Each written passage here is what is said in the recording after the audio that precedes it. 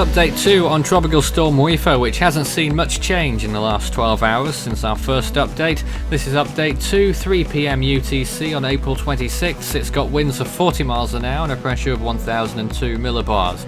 Its current position 14.4 north, 134.1 degrees east, and far away from any land areas at this point. And that's just as well because it's a pretty weak system and it's not likely to impact any land areas anytime soon. Expected to either weaken or stay near tropical storm intensity, but certainly we don't really expect much strengthening at all, and probably post-tropical transition will occur within the next 48 hours due to high wind shear, which you'll see shortly. 429 miles northwest of Yap right now and drawing further away from there, and 659 miles from the closest point of the Philippines. It's a CDPS Stage 2, a weak cyclone, not expected to cause any damage. It's actually gone down a few points since the last update, so the storm has weakened ever so slightly if you use the CDPS scale.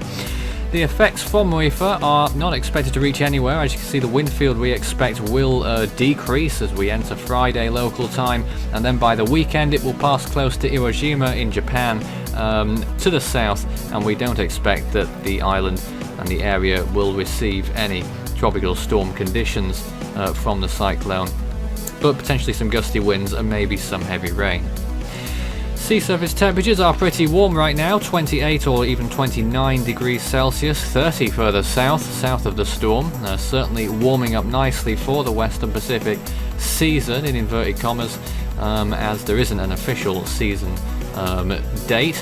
There's the wind shear graphic. It is decreasing ahead of the storm, so it's still got a window for potential development in terms of wind shear at least, but Muifa hasn't taken advantage of that yet, and it doesn't look like it will. With looking at it right now on the satellite imagery, it's still struggling with its circulation by the looks of things, and the western side of the cyclone in particular is having a lot of trouble developing.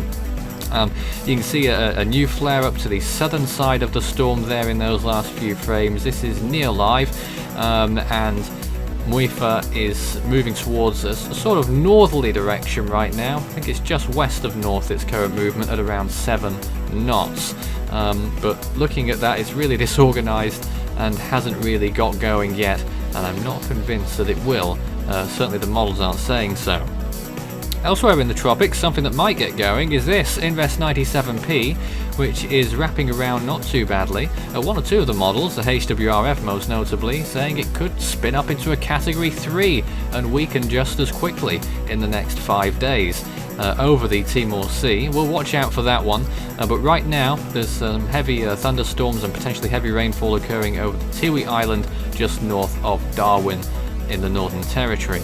East Timor possibly experiencing some effects from this system too, but the Bureau of Meteorology in Australia do not have this system on their radar yet. The Joint Typhoon Warning Centre issued a tropical cyclone formation alert just a few hours ago. So numbers for 2017, 2 depressions, 10 tropical storms, 2 Category 1s and 1 of each category beyond. The averages for 1960 to 2016 are also noted there. Still some way to go yet for this season before we get towards those numbers. In terms of our actual tropical storm numbers, it's 17 for 2017 so far, and we expect it will still go much beyond 1900 at least, which had only 31. The average since 1960, I believe, has been around 90 or 91. You can follow Force 13's outlets, the website force13.com and its tracker at your service at any time. You can also find us on YouTube, search Force 13, all in text if you're not there already. Subscribe if you haven't. You can also find us on Facebook, and we're also on Twitter at @Force13 being the handle. You can also add Fool13 on Skype, FOOL13, and add extension 9094 on Discord for tropical weather chat.